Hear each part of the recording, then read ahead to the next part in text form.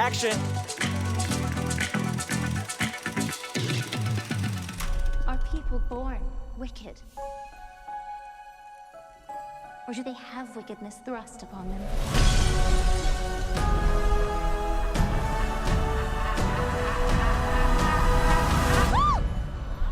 You're green. I am. Cynthia, Ariana, Ben O'Shea from The West Australian. I'm so excited to be talking to you about Wicked. The applause last night, the standing ovation at that screening was so special. You could feel the love in the room. What did it mean to you both after this process to get to this point? Yeah. It was so emotional. Yeah, it was very much really so. overwhelming. We both broke down. We did. We had we broke into sobs just because I think we've worked so hard to get to this place, and to be open-armed and welcomed like that was just... It's been our secret for so long. Now we get to share it. That was wonderful. Yeah. And it's a secret that all of us know from the musical, and we know fans are obsessed with it, which brings positives and negatives. Right. From your perspective, Ariana, tell me about how you went about honouring the legacy of the stage musical, but also finding space for your own performance. I think, you know, that was something that was really important to the both of us this whole time, because, you know, we are so protective of the original material because we love it, and we have loved it. And, but it's also our jobs to bring our own truths to it and to find that balance.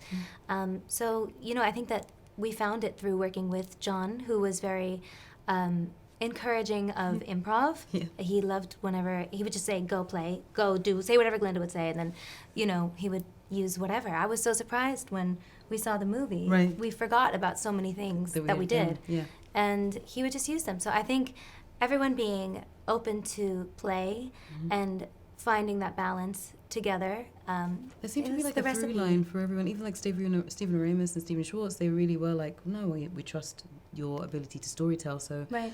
tell the story. And so this music that's been around for forever, 21 years, we were able to take little liberties with it When they that felt- made when they it felt feel that when they were intentional. right, yeah, you know, and they let us be, let us go. But, yeah. Ew. I know.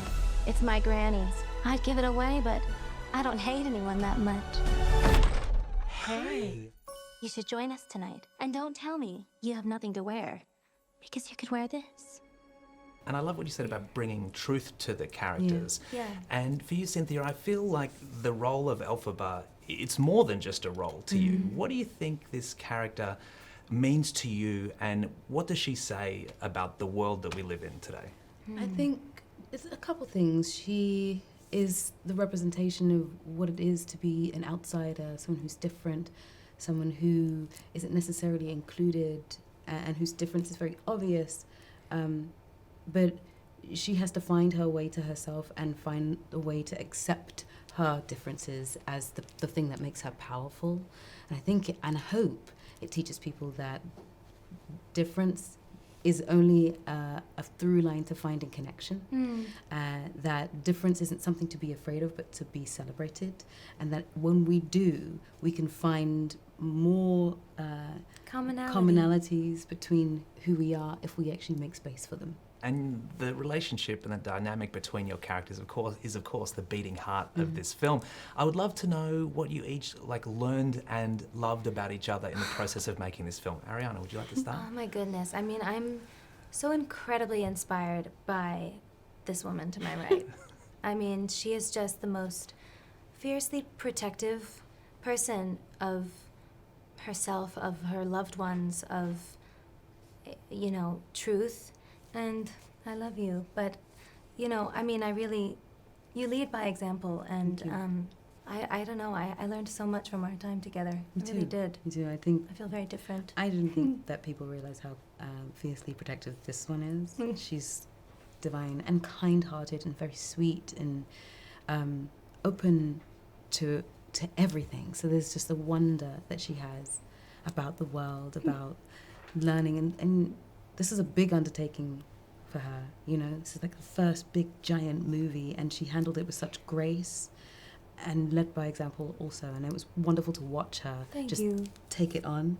It was really special. I love You did a you. beautiful job. I love you too. I think people will come away from this film, and one thing that they will say is how funny Glinda is. Yes. I think that your comic timing, Ariana, is fantastic, and the little things. It's a little physical comedy. It's a look here and there. The subtlety of the humour, I think, is extremely well done. But then at the other end, you've got the scale of the production, which is huge. I heard someone attached to it described it as a mix between Lord of the Rings and The Wizard of Oz. Heavenly, that's heavenly. And so, Cynthia, how would you describe the production? What was the one moment where you thought, whoa, I'm not in Kansas anymore? Oh, my goodness. Well, I guess I've had to fly a lot. I think during Casual, normal. When we were filming The Wizard and I realized just how big the set actually is, because John built it so that he would start Elphaba at the bottom of Shiz and move her through to the very top of a hillside, a mountain top, and so the whole thing is ascending, and when you have to go up the stairs of Shiz and you go through something, and it just was astounding. It's all real. So moving through Shiz in that way really sort of like wowed me. The Jeff Goldblum head. It's insane. That was the moment of realization for me. It was terrifying. huge. I went for a walk with my friend Bowen. You didn't know it was there. I didn't know it was there, and all of a sudden Jeff Goldblum's head was in the rocks, and that was a moment. That was an awakening for us. Truly. I said, "Wow, yes, this is something." Yeah, that was scope. And in terms of from the performance perspective, like when you're singing and you're belting out these huge soaring numbers, and it's like, okay, let's go again. Like at the end of a long day, how tough is that?